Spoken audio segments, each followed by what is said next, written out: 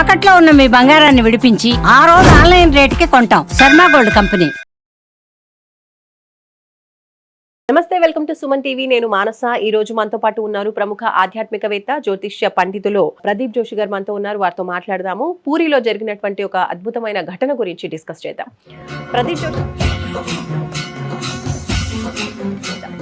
ప్రదీప్ జోషి గారు నమస్కారం అండి.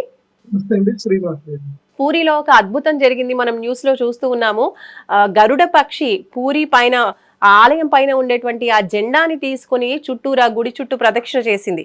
సో దీన్ని అందరూ కూడా చాలా అద్భుతంగా చూస్తూ ఉన్నారు. కాబట్టి దీన్ని ఏ విధంగా చూడొచ్చు? తర్వాత 2 రౌండ్స్ కొట్టిన తర్వాత గరుడ పక్షి అక్కడ నుంచి మాయమైపోవడం కూడా జరిగింది అని.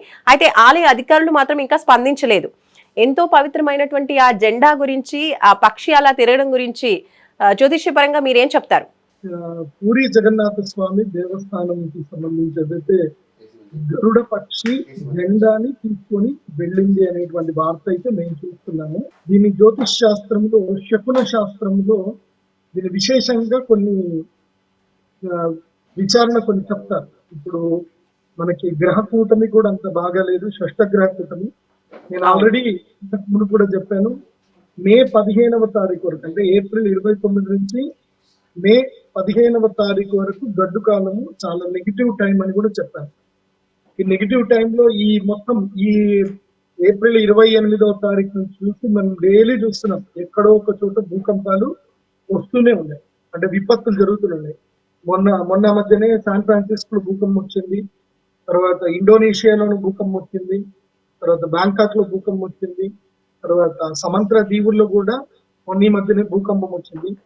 సో ఇవన్నీ కూడా నెగిటివ్ ఇంపాక్ట్స్ మనకి గ్రహ కూటమి తర్వాత మనకు కనిపిస్తుంది. అయితే ఈ మధ్యలోనే భారత ప్రభుత్వం తీసుకున్న ఒక నిర్ణయం తోటి చాలా పెద్ద ఇది జరిగింది.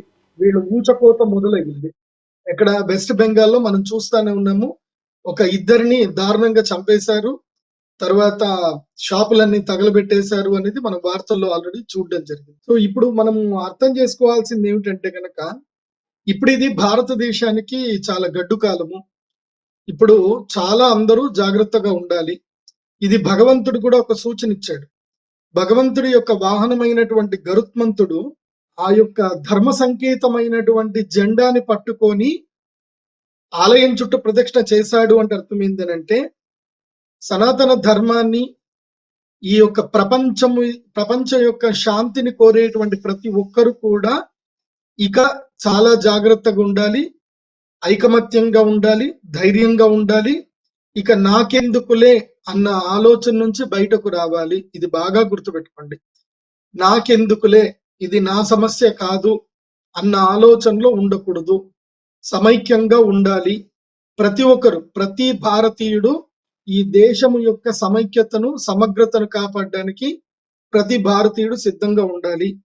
ఇది మనకి గరుత్మంతుడు ఇచ్చిన సంకేతం ఏంటంటే, రాబోయే కాలంలో మన మధ్యన మత కల్లోలాలు, చిచ్చులు పెట్టడానికి కొంతమంది కొన్ని పన్నాగాలు పన్నుతారు. దానికి ఎవరు రియాక్ట్ అవ్వకండి, ఎవరు రెస్పాండ్ అవ్వకండి. వాట్సాప్లలో అక్కడిక్కడ మెసేజ్లు వస్తాయి, రెస్పాండ్ అవ్వకండి. ఎందుకోసమంటే దేశంలో మనుషుల మధ్యన గొడవలు ఎప్పుడైతే మొదలవుతాయో అలాంటి సమయంలోని ఈ యొక్క సంకేతం అనేది కనిపిస్తుంది. మనము ఈ సంకేతానికి సంబంధించి కనుక మనం చూస్తే ఇది మనకి ఎక్కడ తెలుస్తుంది అనంటే, ద్రౌపది వస్త్రాపహరణం జరిగినప్పుడు ఆ రోజు రాత్రి డిస్కషన్ జరుగుతుంది అనమాట.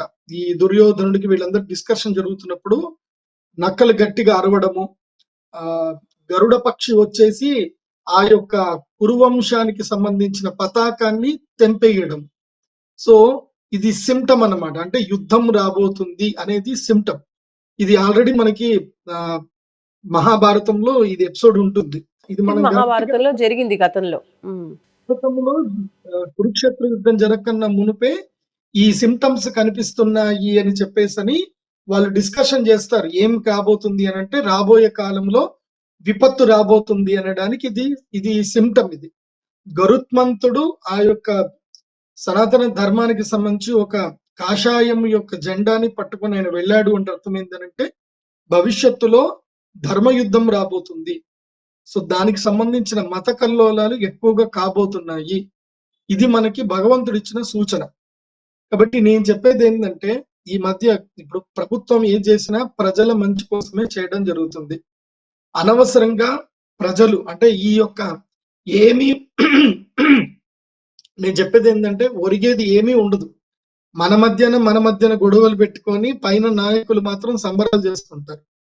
కాబట్టి ప్రజలు చాలా అప్రమత్తంగా ఉండండి. చెప్పుడు మాటలు, రూమర్స్ జోలికి వెళ్ళకూడదు.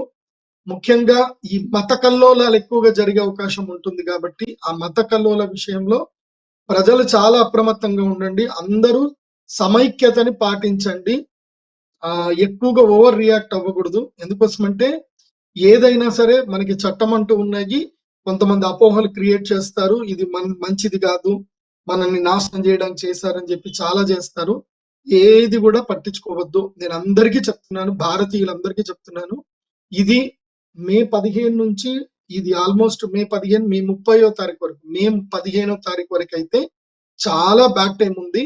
అనవసరమైన గొడవలు, ర్యాలీలు, తర్వాత రాళ్ళు కొట్టుకోవడాలు ఇవన్నీ కూడా వస్తాయి, జరుగుతాయి. సో ప్రజలు అప్రమత్తంగా ఉండండి. నాకు తెలిసైతే ఈ కాలంలో అంటే నేను గ్రహస్థితి నేను చూస్తున్నాను కాబట్టి, నేను చెప్పినవన్నీ జరిగినవి కాబట్టి నేను ఇది కూడా అడ్వాన్స్ గా అందరికీ అప్రమత్తం చేసి చెప్తున్నాను. మళ్ళీ మన భాగ్యనగరంలో లాస్ట్ టైం ఏదైతే గనక గోకుల్ చాట్ దగ్గర జరిగినటువంటి ఇన్సిడెంట్ కానివ్వండి, దిల్సుఖ్ నగర్ లో జరిగిన ఇన్సిడెంట్ కానివ్వండి, ఇది కోనార్క్ థియేటర్ దగ్గర ఒక ఇన్సిడెంట్ జరిగింది, ఆ ఇన్సిడెంట్ కానివ్వండి, లుంబిని పార్క్ లో జరిగిన ఇన్సిడెంట్స్ కానీ మళ్ళీ ఈ రాబోయే నెల రోజుల్లో ఈ మే 15వ తారీఖు లోపల కూడా జరిగే అవకాశాలు ఉంటాయి.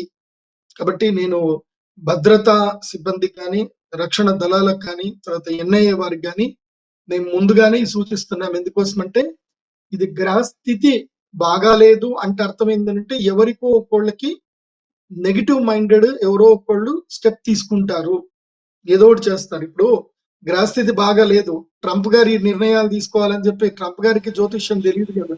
ట్రంప్ గారి దగ్గర ఉండి నువ్వు గ్రహస్థితి బాగాలేదు ఈ నిర్ణయాలు తీసుకోవాలని ట్రంప్ కి ఎవరు చెప్పలే కదా.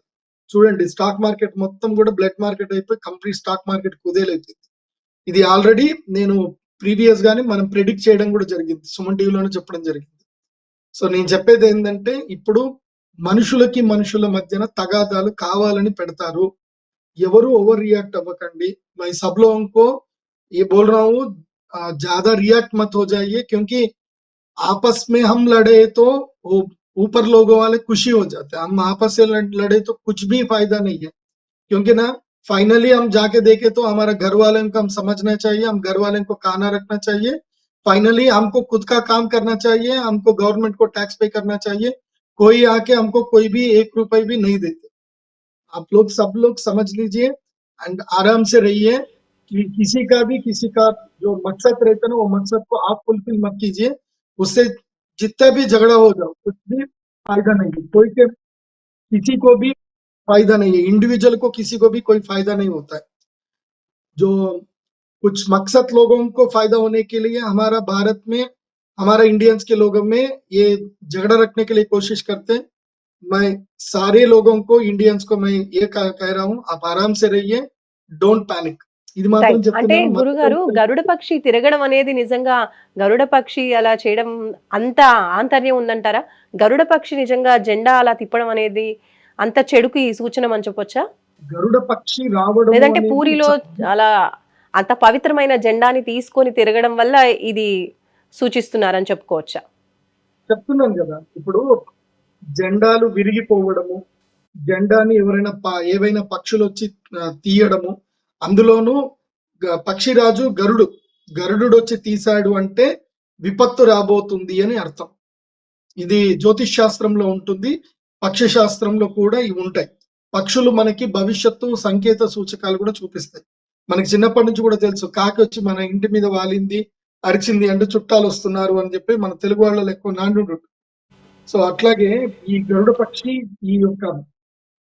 ఆ యొక్క జెండాను తీసుకెళ్లడం అనేది మాత్రం ఇట్స్ నెగటివ్ సిమ్టమ్. భవిష్యత్తులో చాలా దారుణం జరగబోతుందని ఆల్రెడీ అది ఏ రోజైతే జెండా తీశారో అదే రోజు వెస్ట్ బెంగాల్లో అరాచకం జరిగింది. సో ఇద్దరిని చంపారు, ఎన్నో వాహనాలు తగలబెట్టారు. ఈ విషయంలో మాత్రం ప్రభుత్వాలు మాత్రం చాలా అప్రమత్తంగా ఉండాలి. ఏవైనా సరే సంఘటనలు జరిగితే మాత్రం ఇమ్మీడియట్లీ డ్రోన్ కెమెరాలు ఎగరేయాలి. ప్రతి ఒక్కళ్ళు ఎవడెవడైతే గనక రాళ్ళు విసురుతున్నారో వాళ్ళందరినీ కూడా వీడియో కెమెరాలో క్యాప్చర్ చేయాలి. తర్వాత ఏఐ సహాయంతోటి అందరినీ పసిగట్టాలి. సేమ్ యోగి ఆదిత్యనాథ్ గారు ఎట్లాగైతే బుల్డోజర్లు ఎక్కిస్తారో ఆందోళన చేసి ప్రభుత్వ ఆస్తులు, ప్రజల ఆస్తులు ఎవరైతే నష్టపరుస్తారో వాళ్ళ ఇల్లు మొత్తం కూల్చేయాలి. ఇది మాత్రం ఇప్పుడు ప్రభుత్వాలు చాలా స్ట్రిక్ట్ గా తీసుకోవాలి. మే 15 వరకు నెగిటివ్ టైం ఉంది, జాగ్రత్తగా ఉండాలి. Right, thank you so much Pradeep Joshi గారు. పూరి జగన్నాథ్ ఆలయంలో ఎంతో పవిత్రంగా భావించేటువంటి ఆలయం పైన ఉన్నటువంటి జెండాని ఏదైతే ప్రతిరోజు మారుస్తూ ఉంటారో ఆ జెండాని గరుడ పక్షి తన నోట్లో పట్టుకుని తిప్పడం అనేది జ్యోతిష్య పరంగా చూసినట్లయితే కదా కొంచెం నెగిటివిటీ ఉన్నటువంటి పరిస్థితి అని చెప్తూ ఉన్నారు. కాబట్టి ఈ సమయంలో అంటే మే 15th వరకు కూడా అందరూ జాగ్రత్తగా ఉండాలి. అలాగే గ్రహ కూటమి కూడా అంత అనుకూలంగా లేదు కాబట్టి ఇప్పుడు నెగిటివిటీ ఎక్కువగా ఉండే పరిస్థితి ఉంది కాబట్టి అందరూ కూడా జాగ్రత్తగా ఉండాలి. చూస్తూనే ఉండండి సుమన్ టీవీ. నమస్తే.